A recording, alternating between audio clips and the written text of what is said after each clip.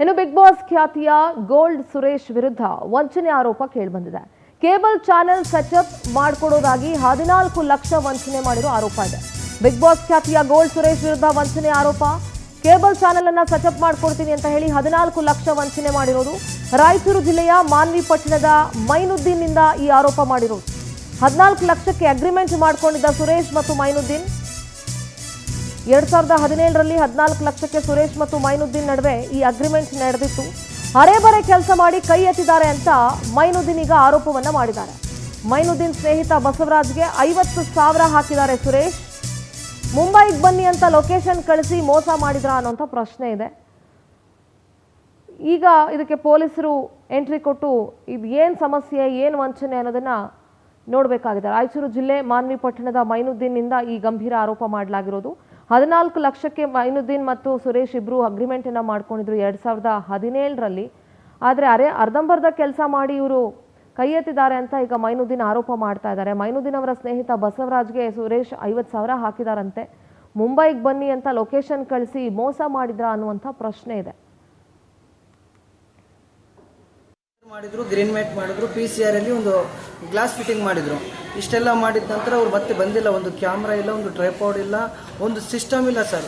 ಏನು ಯಾವುದೇ ಮಾಡದೆ ಅವರು ಅರ್ಧಂಬರ್ಧ ಕೆಲಸ ಮಾಡಿ ಅವರು ಬೆಂಗಳೂರಲ್ಲಿ ಹೋದ್ರು ಸರ್. ಬೆಂಗಳೂರು ಕಡೆ ಆ ಕಡೆ ಎಲ್ಲ ಹೋದ್ರು. ಫೋನ್ ಮಾಡಿದ್ರೆ ಫೋನ್ ಸಂಪರ್ಕ ಇರ್ತಿದ್ದಿಲ್ಲ ಸರ್. ಏನು ಮಾಡೋಣ ಅಂತೇಳಿ ಭಾಳ ಮಾನಸಿಕ ಆಗಿದ್ದೆ. ಅದಾದ ನಂತರ ನನ್ನ ಫ್ರೆಂಡು ಬೆಂಗಳೂರಲ್ಲಿ ಪೊಲೀಸ್ ಇದ್ದಾರೆ, ಅವ್ರಿಗೆ ನಾನು ಫೋಟೋಸ್ ಹಾಕಿದ್ದೆ. ಮತ್ತು ಮೀಡಿಯಾದಲ್ಲಿ ಫ್ರೆಂಡ್ಸ್ಗೆ ವರ್ಕ್ ಮಾಡ್ತಿದ್ರು, ಅವ್ರಿಗೆಲ್ಲರಿಗೂ ಹಾಕಿದ್ದೆ.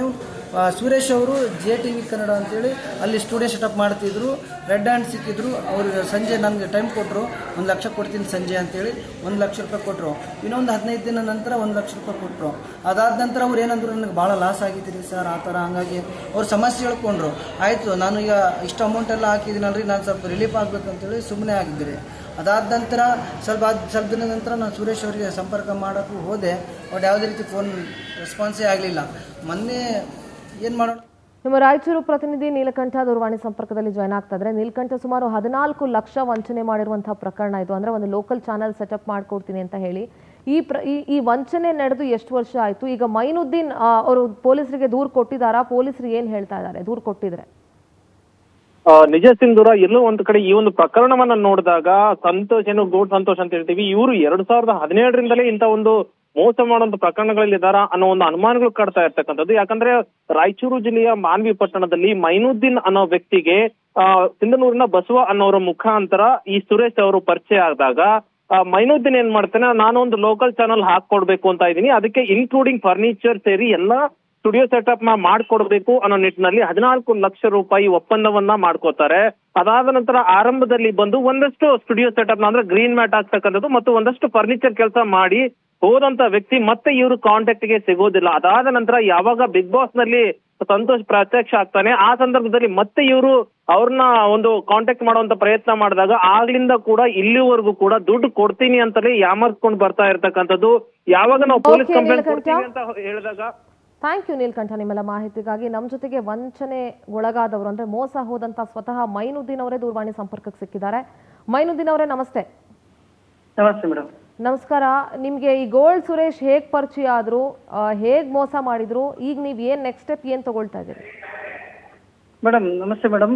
ನಮ್ದು ಮೇಡಮ್ ತುಮಕೂರಲ್ಲಿ ಜರ್ನಲಿಸಂ ಮುಗೀತು ಮೇಡಮ್. ಅದಾದ ನಂತರ ಒಂದು ಚಾನೆಲ್ಗಳಲ್ಲಿ ಇಂಟರ್ನ್ಶಿಪ್ ಮಾಡಿದ್ವಿ.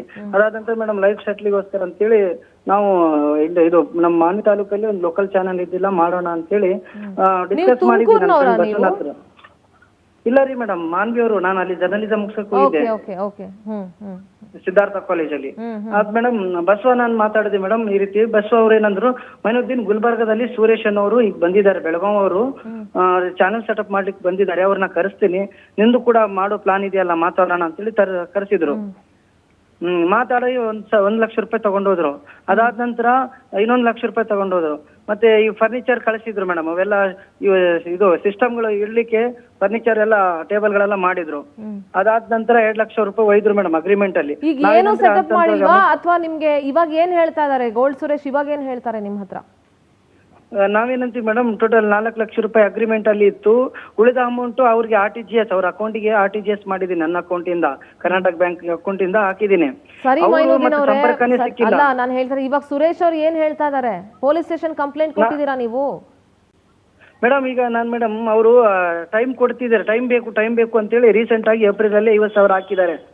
ಓಕೆ, ಥ್ಯಾಂಕ್ ಯು ಪಾವತಿ ಜೊತೆ ಮಾತನಾಡೋದಕ್ಕಾಗಿ. ಒಟ್ಟಾಗಿ ಅವ್ರು ಇನ್ನೂ ಪೊಲೀಸರಿಗೆ ಕಂಪ್ಲೇಂಟ್ ಕೊಟ್ಟಿಲ್ಲ. ಅಧಿಕೃತವಾಗಿ ಪೊಲೀಸರಿಗೆ ಏನಾದ್ರು ದೂರು ಕೊಟ್ಟಾಗ ಇದ್ರ ಬಗ್ಗೆ ಪೊಲೀಸರು ಏನು ಆಕ್ಷನ್ ತಗೊಳ್ತಾರೆ ಅನ್ನೋದು ಕಾದ್ ನೋಡ್ಬೇಕಾಗತ್ತೆ.